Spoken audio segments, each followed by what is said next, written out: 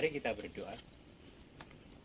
Dalam nama Bapa dan Putra dan Roh Kudus. Amin. Tuhan bersamamu.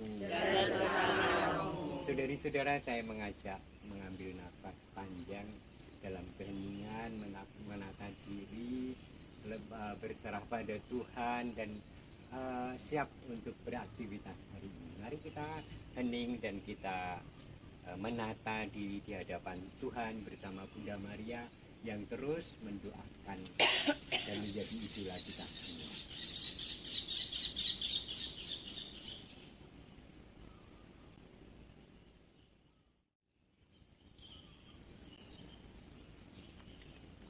Tetapi Maria berdiri dekat kubur itu dan menangis. Sambil menangis, ia menjenguk ke dalam kubur itu.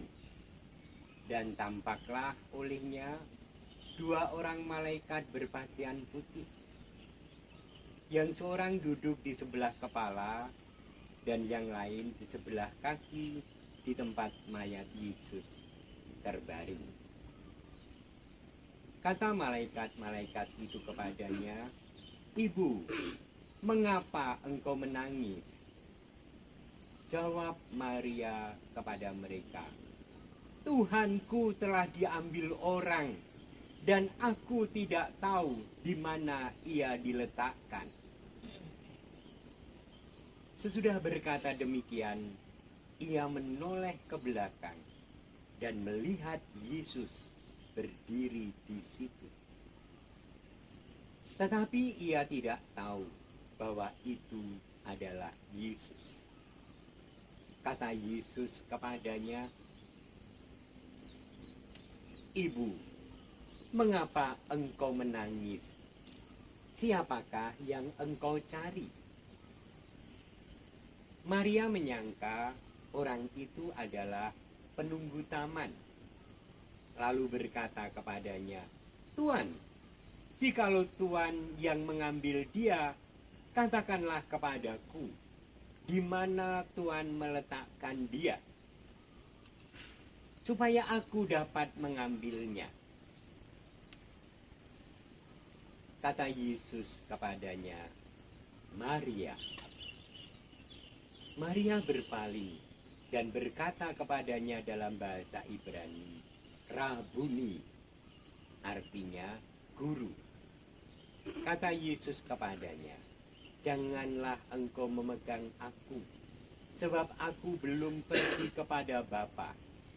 Tetapi pergilah kepada saudara-saudaraku, dan katakanlah kepada mereka bahwa sekarang aku akan pergi kepada Bapakku dan Bapamu, kepada Allahku dan Allahmu." Maria Magdalena pergi dan berkata kepada murid-murid, "Aku telah melihat Tuhan," dan juga bahwa Dia yang mengatakan hal-hal itu kepadanya. Demikianlah Injil Tuhan.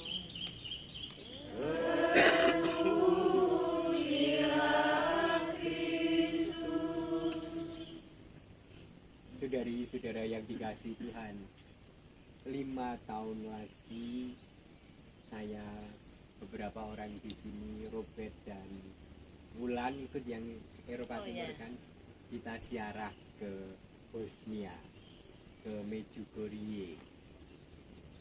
Nah, masih ingat di sana ada sapu tangan untuk melap korpus Yesus, dan sapu tangan yang ada di mana-mana dijual itu ada tulisannya. Tulisan itu bagus sekali. Tulisannya begini, "Ah, jikalau engkau tahu betapa aku sangat mencintaimu, engkau akan menangis karena bahagia." Yuk kita hafalkan. "Ah, jikalau engkau tahu betapa aku sangat mencintaimu, engkau akan menangis bahagia." Masing-masing dari kita punya tangis.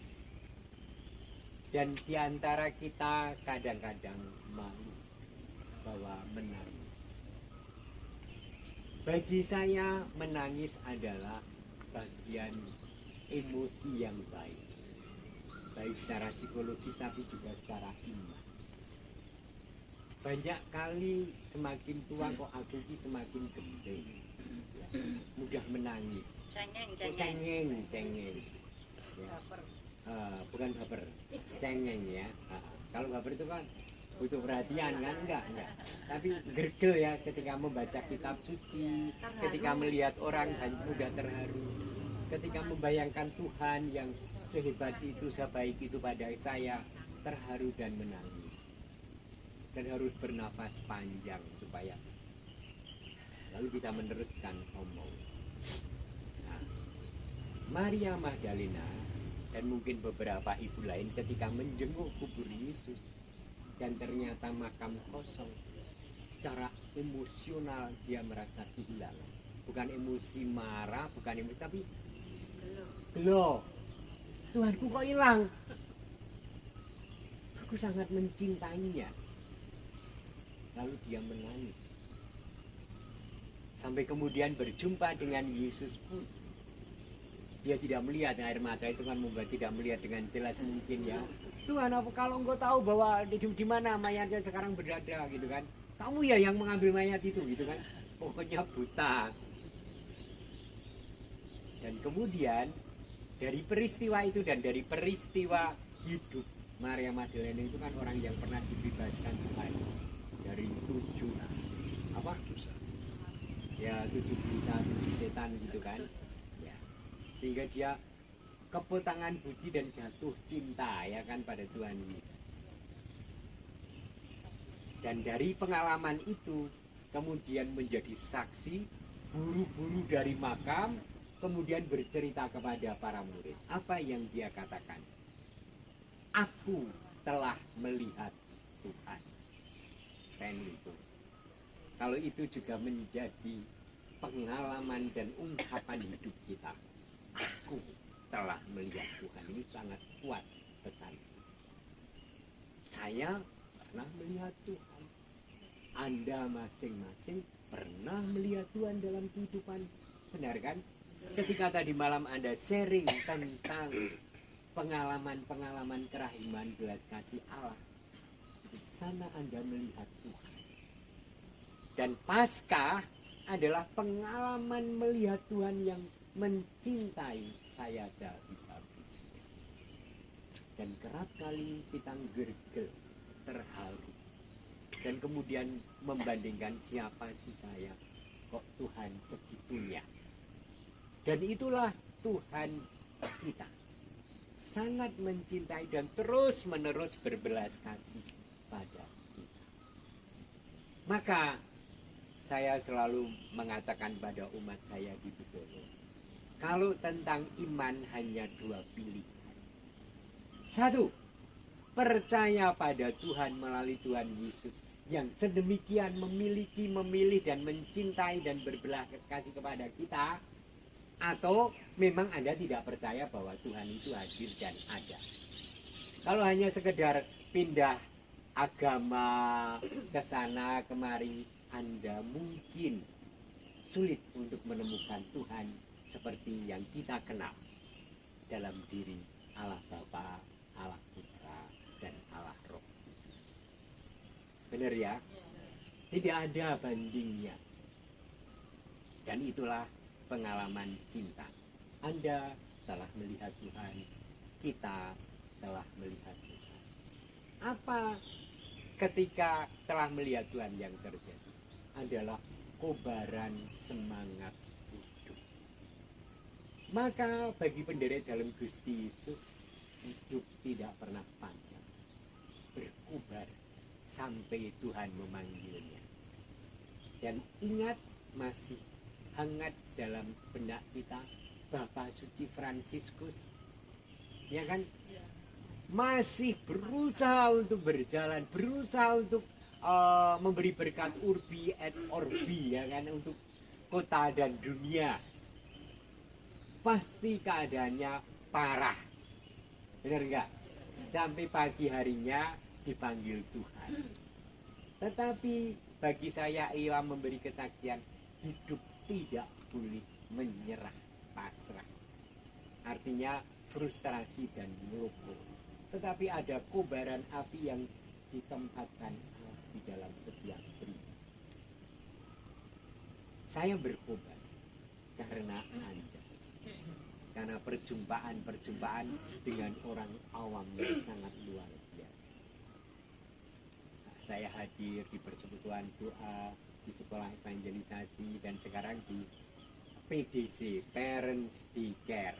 Karena mereka itu walaupun tampak muda rata-rata 70 tahun. Keteknya muda, tapi dalamnya 70 tahun. Muda. Nah, Parents Daycare ini kelompok yang punya perhatian pada kaum lansia. Dan mereka itu tidak kurang-kurang tenaga dan partisipasi yang diberikan. Wong moderatornya saja menggeh-menggeh. Mereka itu terus Romo besok bisa kesini nggak ada acara ini. Waduh, ini kesini loh Romo tanggal 28 besok tanggal 28 kita di sini dengan 400 lansia. Keren toh? Nah, bukan itu saja. Tanggal 28 di sini, tanggal 30 Romo ke Muntilan ya, karena tanggal 31 ada acara keuskupan di Muntilan. Kita dipercaya untuk mengambil bagian, Bu. Ya toh? Ambekane sesek. Tetapi ini juga melukiskan betapa hidup itu harus dipersembahkan pada Allah dan hasilnya adalah sukacita dan damai.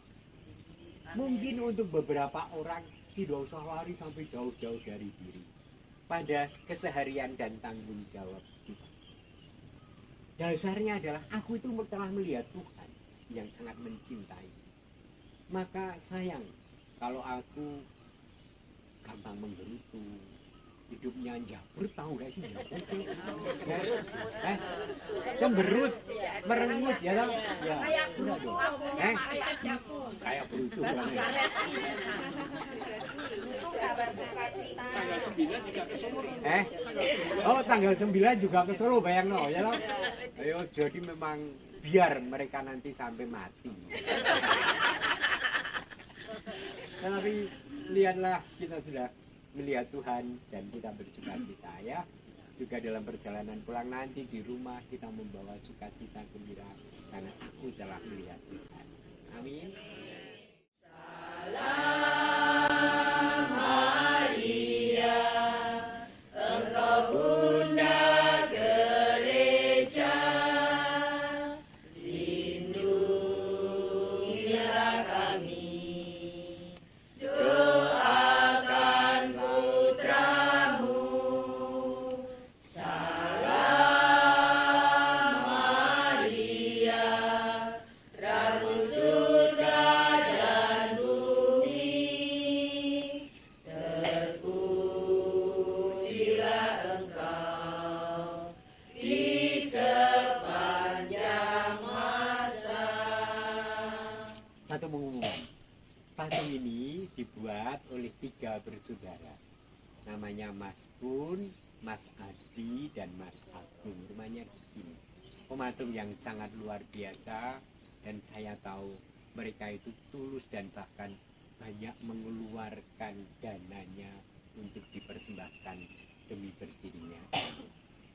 Mari kita doakan 1 kali salam Maria untuk ketiga sahabat kita ini dan keluarga mereka.